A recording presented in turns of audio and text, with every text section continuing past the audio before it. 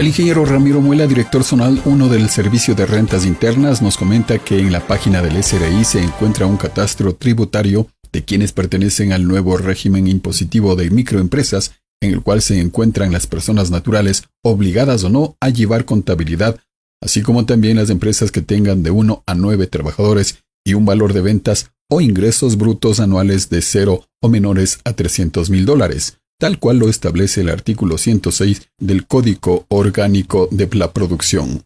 Las obligaciones son que en marzo y abril del 2021, según corresponda, se pagará el 2% del impuesto de renta sobre los ingresos brutos. Quienes hacían declaraciones mensuales ahora pagarán el IVA acumulado de forma semestral. Sin embargo, los deberes formales se mantendrán, esto es, llevar un registro de ingresos y egresos, emitir facturas en cada transacción económica y realizar las declaraciones tributarias correspondientes. Saludos cordiales. En este día estamos con el ingeniero Ramiro Muela. Él es director zonal 1 del Servicio de Rentas Internas. Hoy hablaremos acerca del régimen impositivo de microempresas. ¿Cómo está? Estimada Alexandra, muy buenos días, muchas gracias por el espacio.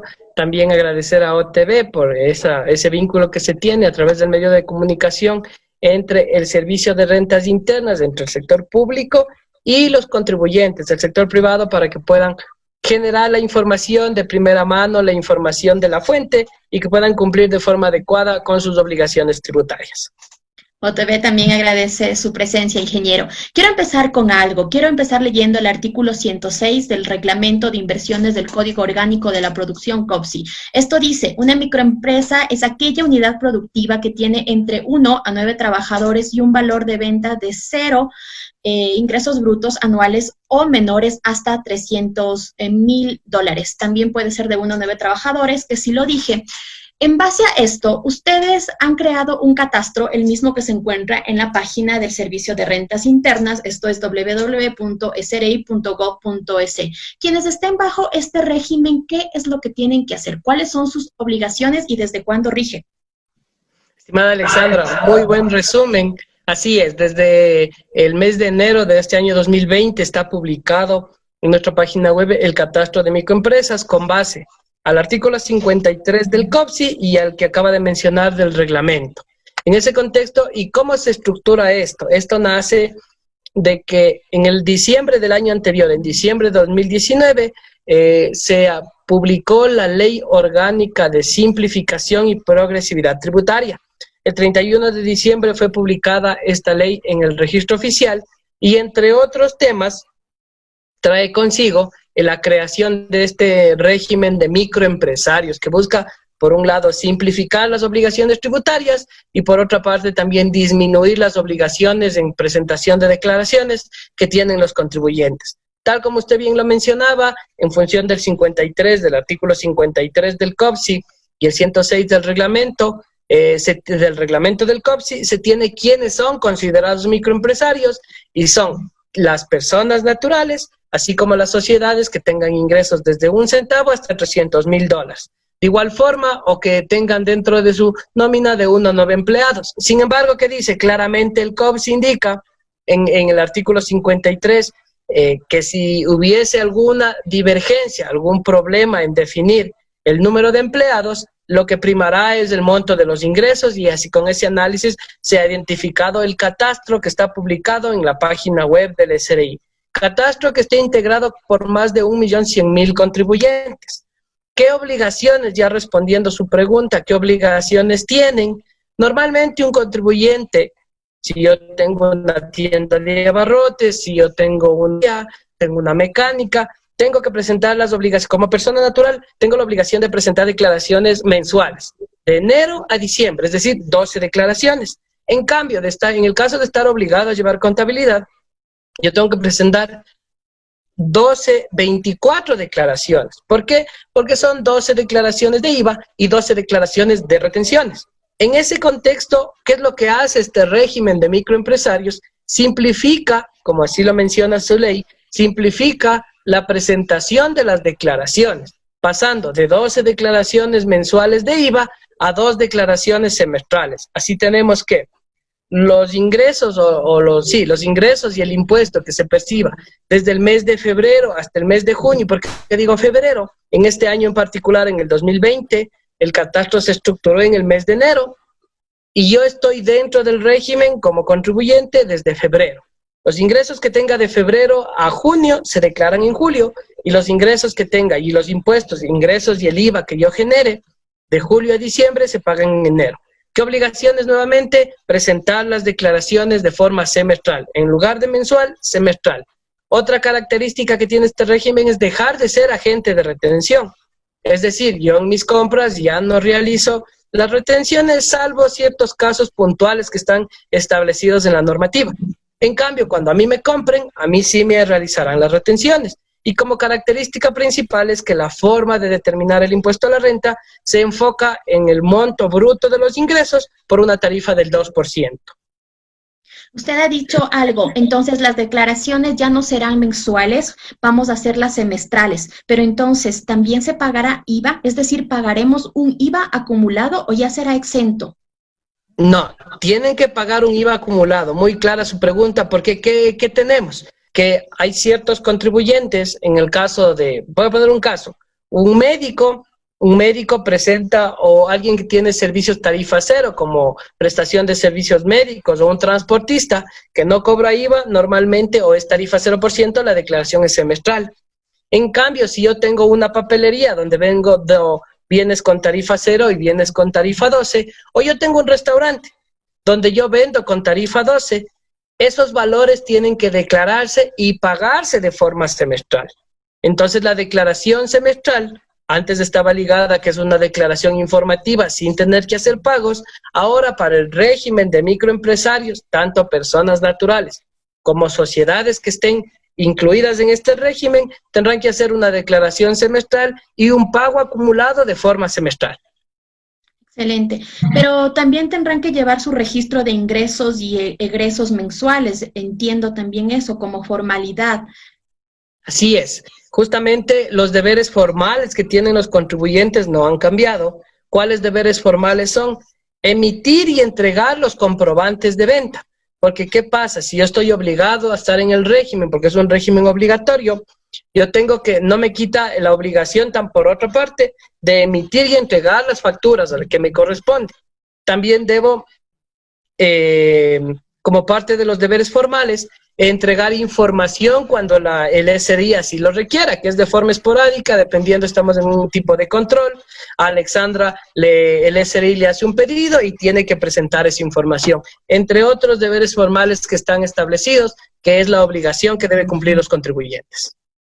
Perfecto, nos queda claro. Hablemos ahora entonces del cambio por el cual sí nos ha dado un poco de incertidumbre, y es lo que estamos hablando hoy por hoy. Se genera un 2% del impuesto a la renta, que entendemos que prácticamente vienen de los ingresos brutos, ¿es así? Así es.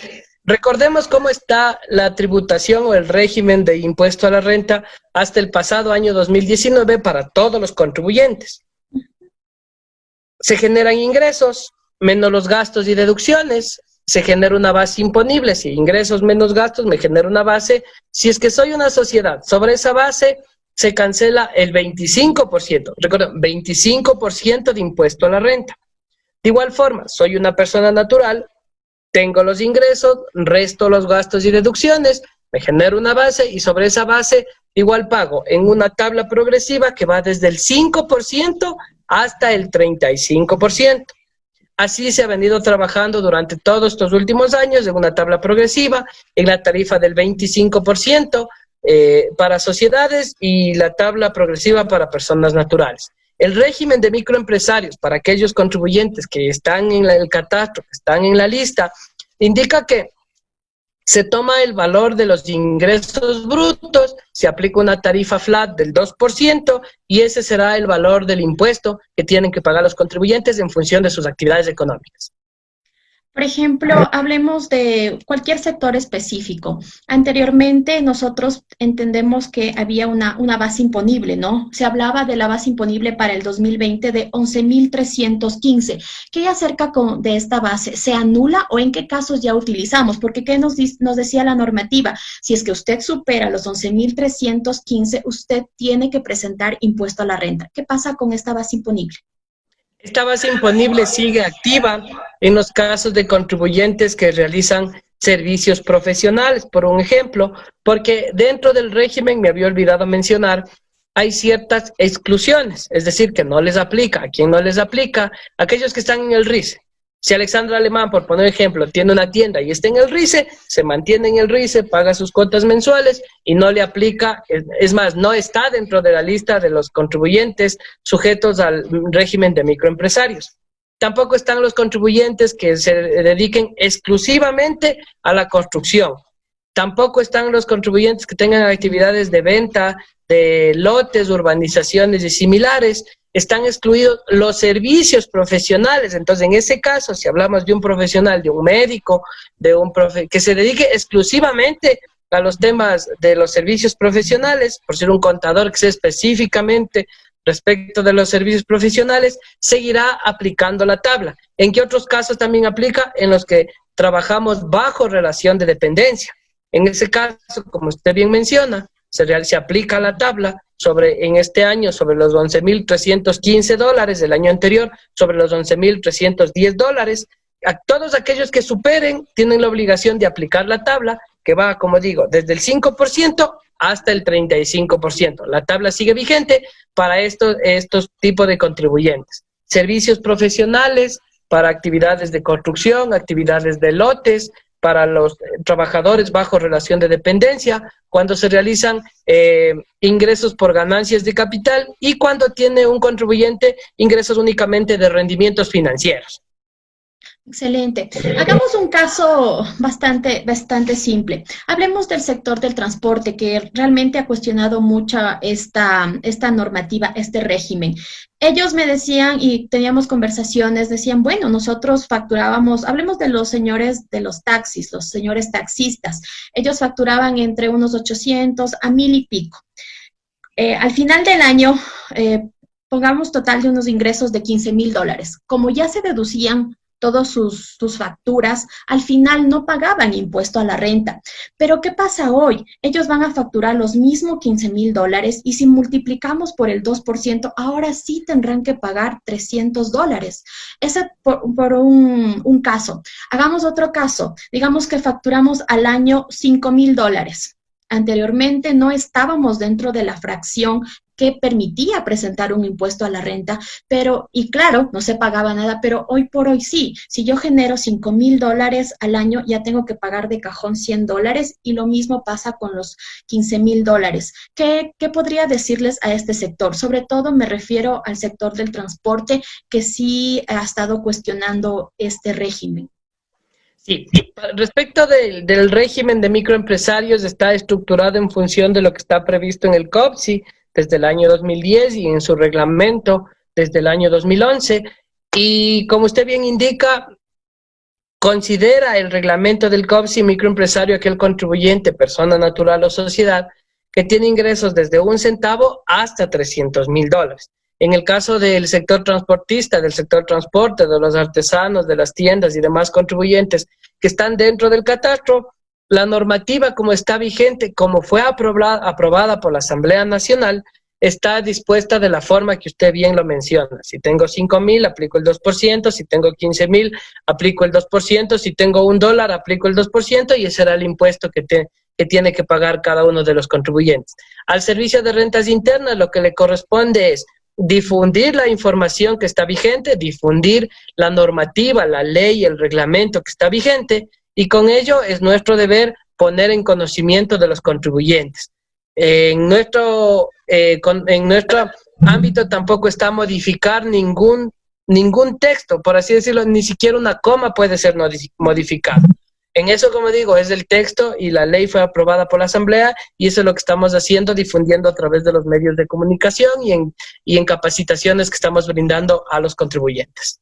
Más bien la información es oportuna porque realmente nos permite ya provisionar ese dinero de una u otra manera o tener una mejor administración tributaria, por decirlo así, en nuestras finanzas, porque ya sabemos que de toda factura que la hagamos mes a mes ya debemos ir como reservando ese 2% que lo vamos a pagar en marzo para personas naturales, sean o no obligadas a llevar contabilidad, y en abril para las sociedades. Siguiendo también con esto, ingeniero, hablemos un poco de las exclusiones.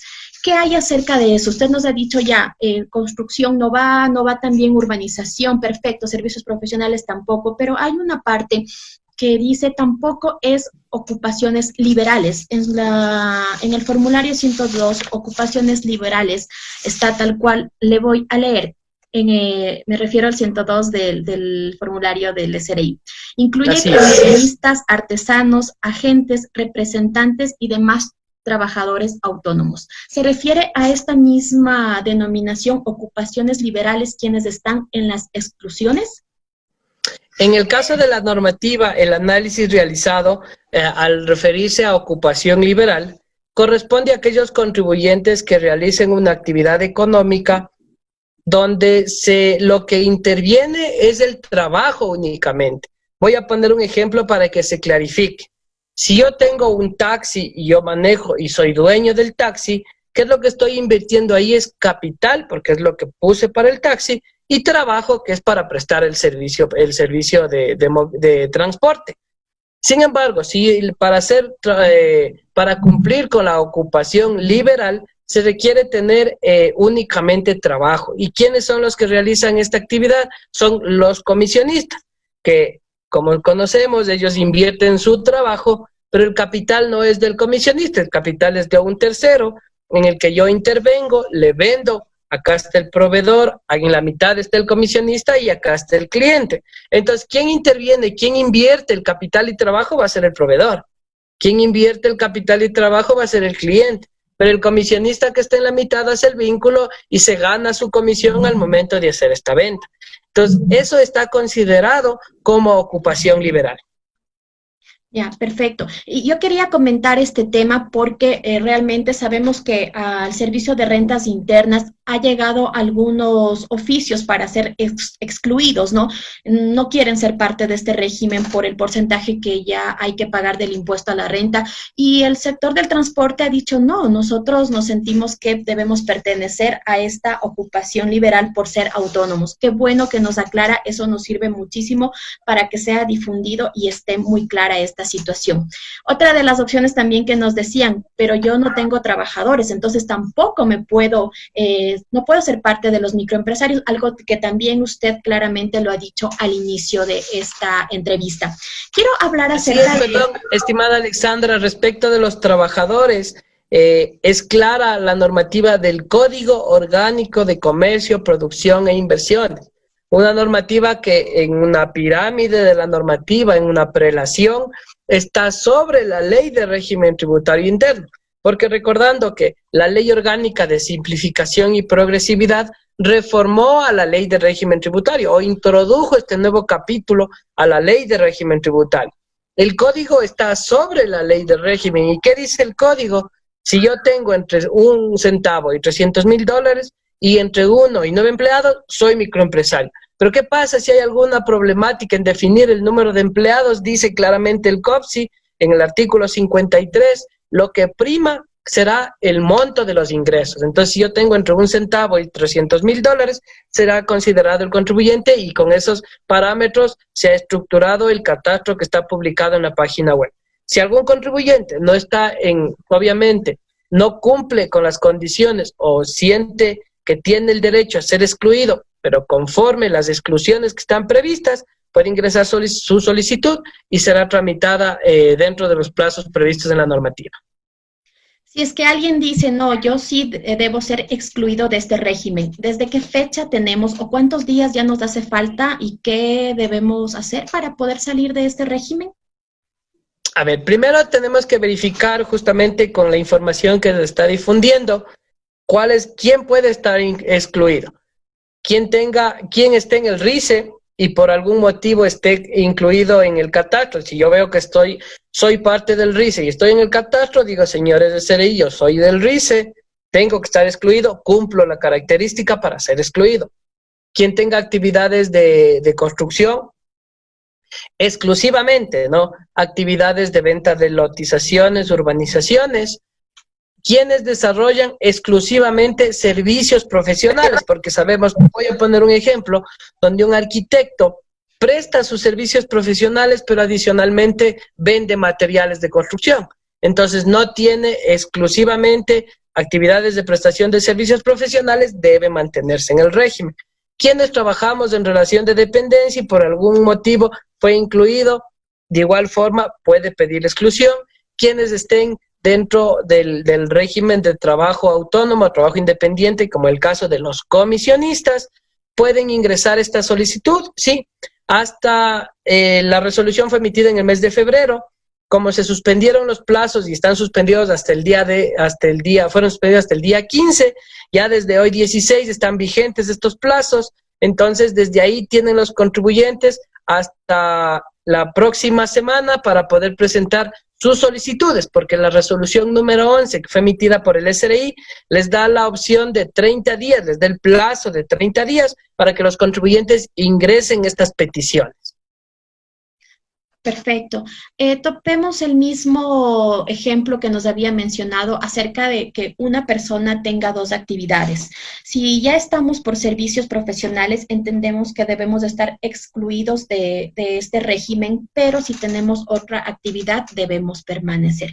¿Qué pasa si el día de hoy digo, actualizo mi RUC? ¿Cuál sería el cambio? Le quito ya la parte de suministros de oficina, por decir, digamos que es la segunda actividad. ¿Qué pasa si ya me quedo únicamente con la actividad de servicios profesionales, un día como hoy? Ya, lo que tocaría verificar es, primero, el catastro fue levantado con la información del año anterior. Si es que este año no ha realizado ninguna actividad respecto de los suministros que usted indica, digamos, si no tiene ni una sola factura de eso, entraría en el análisis y podría ser excluido.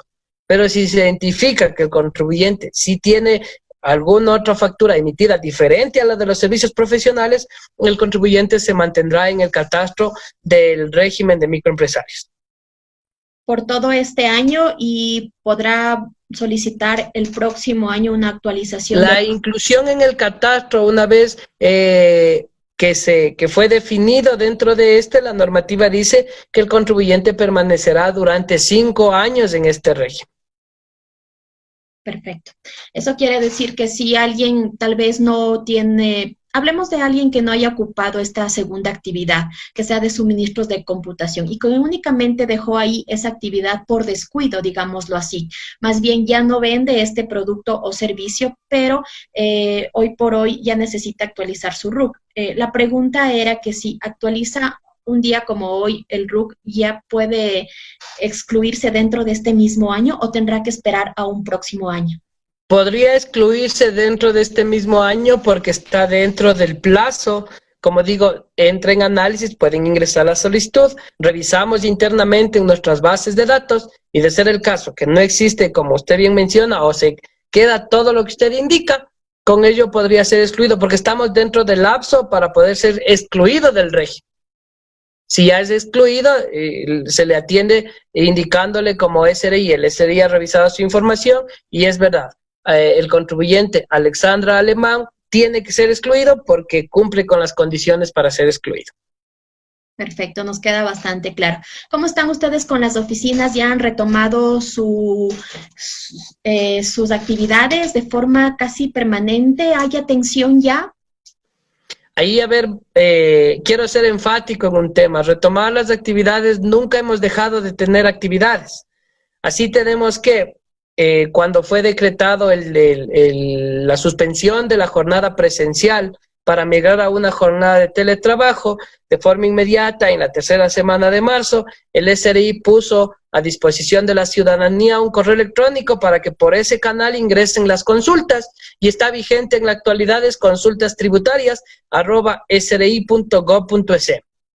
Adicionalmente a ello, en el mes de marzo, de igual forma, se habilitó la recepción de trámites electrónicos. Por eso es Usted me indica, ¿han retomado las actividades? Más bien, ¿hemos retomado la actividad presencial? Sí, porque las actividades del SRI no se han detenido, los trámites electrónicos están vigentes y los contribuyentes tienen el canal de ingresar o vía correo electrónico o vía Kipux. Entonces, siempre ya desde, como digo, desde la tercera semana de marzo pudieron ingresar a través de estos canales. Lo que hemos retomado desde el 1 de junio, que es desde la fecha en que el COE cantonal de Ibarra dictaminó el cambio de semáforo de rojo a amarillo, se han retomado las actividades presenciales. Estamos atendiendo en el horario de 8 a 2 de la tarde de forma ininterrumpida en nuestra agencia del Cantón Ibarra. De igual forma, están habilitándose ya paulatinamente a nivel nacional en consideración de lo que dictamine cada uno de los COEs cantonales. Así tenemos que el día de hoy también un cantón que está cercano y que es vecino, ya se está dando la atención en Cayambe, que está bastante cercano. En Cayambe ya estamos atendiendo con la oficina del SRI en esa localidad, en consideración lo que ha dictaminado de igual el COE del respectivo cantón. Y así de forma paulatina en cada una de las 24 provincias que tenemos en el país a nivel nacional. Sí, yo me refería a que habían retomado sus actividades en sus oficinas. ¿Cuándo están por Otavalo? Dependemos, como le digo, mucho de la directriz que dé el COE cantonal. Estamos atentos, entiendo que hubo más bien tomaron la decisión el COE cantonal de alargar un poco más el semáforo rojo. En primer lugar es definitivamente por cuidar la salud de las personas y que se venía encima todo el tema de las fiestas que puede denotar de alguna problemática para la acumulación, la aglomeración de las personas. Como digo, estamos expectantes a que la definición que tome el COE cantonal, de igual forma, de manera coordinada, estaremos retomando la atención en las oficinas del GAD municipal de Otavalo, donde tenemos nuestra ventanilla de atención. Entonces, más bien sería cuando ya el municipio retome también de a poco la atención al público. Que si bien es cierto, lo están haciendo en ciertos departamentos, por ahí era mi pregunta, hay algunos departamentos que ya están atendiendo, no de forma permanente, pero sí de forma esporádica, por decirlo así. Ingeniero, le agradecemos mucho. Tal vez ya para terminar, ¿desea dirigirse a los ciudadanos con algún mensaje? Sí, muchísimas gracias. Es importantísimo que una vez retomada la atención presencial, el SRI siempre está pensando en poner mejores y mayores servicios a disposición de la ciudadanía. Y justamente para la atención presencial a los contribuyentes, lo que ha puesto a disposición es que se pueda atender mediante una cita previa. ¿Esto qué finalidad tiene? Proteger la salud de los servidores del SRI y de la ciudadanía, de los contribuyentes que acuden a la atención presencial. Usted, por poner un ejemplo, ingresa a nuestra página web www.sri.gov.es y en la página principal el primer mensaje que recibe es: si quiere ser atendido de forma presencial, si requiere acudir de forma que es indispensable que usted acuda, genere una cita previa, con la finalidad de proteger la salud de nuestros compañeros, de nuestros funcionarios, así como de los contribuyentes. Evita una fila de espera y genera un turno. Por un ejemplo, toma un turno para el día jueves a las 10 de la mañana. Usted llega 10 minutos antes, se anuncia porque inclusive cuando usted toma un turno, eso lo único que tiene que ingresar es su cédula o su número de RUC y es en ese momento que llegue, es llamada a la atención y es atendida de forma oportuna. Para evitar filas, evitamos aglomeraciones, respetamos el distanciamiento y nos cuidamos todos. Eso nada más. Muchísimas gracias. Excelente, a cuidarnos entonces. Ha sido la intervención del ingeniero Ramiro Muela. Él es director zonal del Servicio de Rentas Internas. OTV agradece su carisma y su grata explicación. Hasta la próxima. Gracias. Muchas gracias también.